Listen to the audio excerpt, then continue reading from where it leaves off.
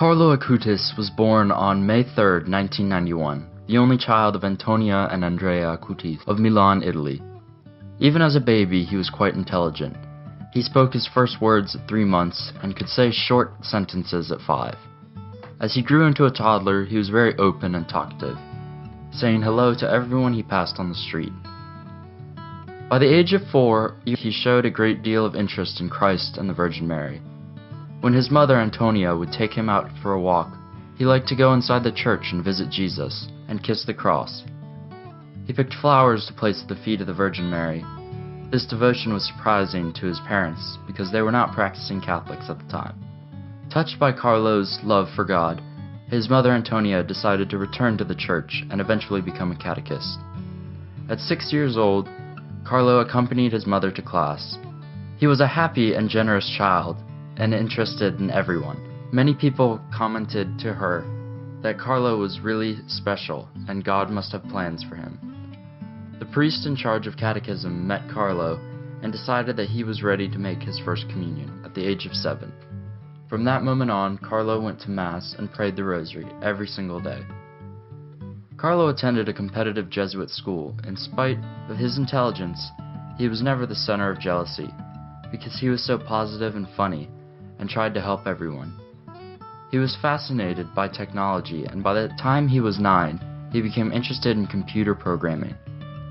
His mother recalls buying him college-level textbooks, and he began to teach himself to program. He eventually expanded his skills to video making and animation. He lived the life of a normal 21st century boy. He liked to laugh and joke with his friends, even make them little videos.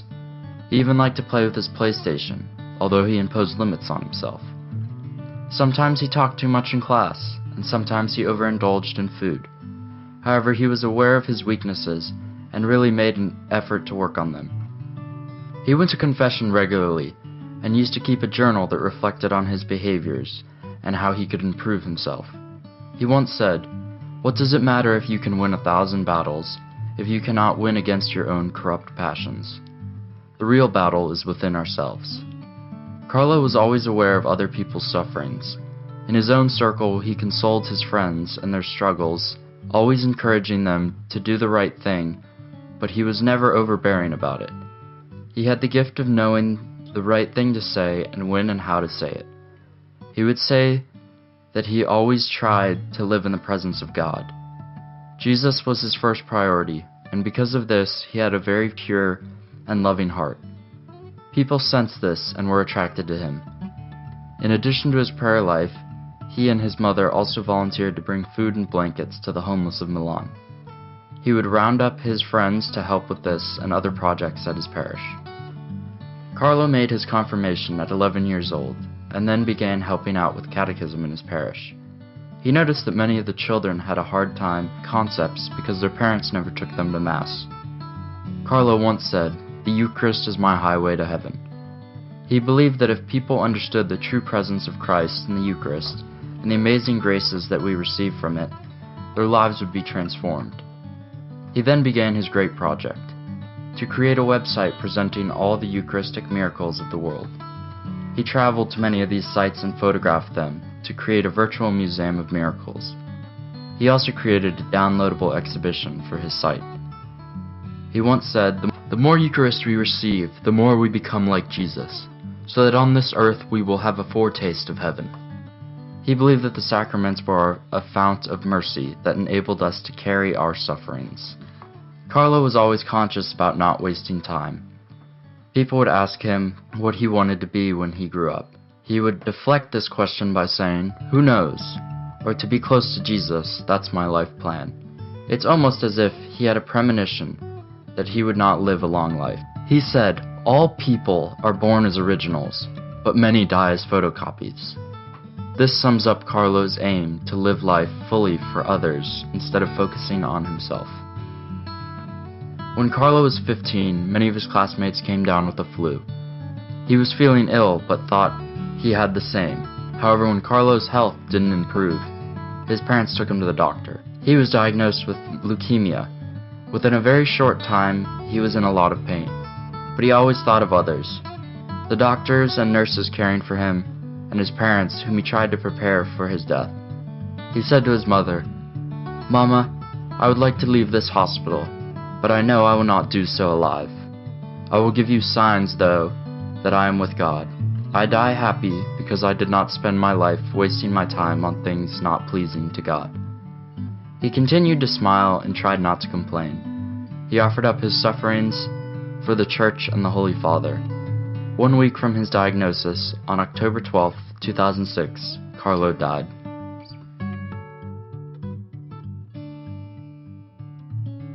The funeral was packed with friends and strangers, some even standing outside the church, but were all touched by the life of Carlo. His sanctity in life was already renowned, and people began to pray for his intercession. His mother received many accounts of people who were changed due to Carlo's witness of the faith. Carlo once said, "Our aim has to be the infinite and not the finite. The infinite is our homeland. We have always been expected in heaven." On the 4-year anniversary of his death, his mother gave birth to twins at the age of 44, the foretold sign that he had reached our heavenly home.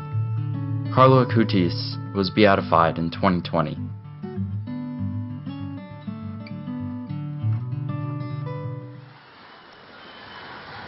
Cari giovani, buon pomeriggio.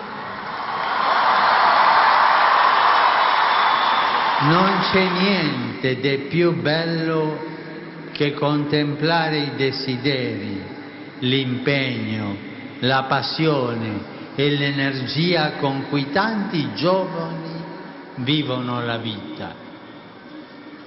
Questo è bello. E da dove viene questa bellezza? Quando Gesù tocca il cuore di un giovane, di una giovane, questi sono capaci di azioni veramente grandiose. Gli amici sono una delle nostre grandi fortune. Vanno coltivati e aiutati, con estrema cura e tenerezza. La vita è come la partita. Cadi, ma c'è sempre qualcuno pronto a rialzarti. Per me è molto importante l'amicizia.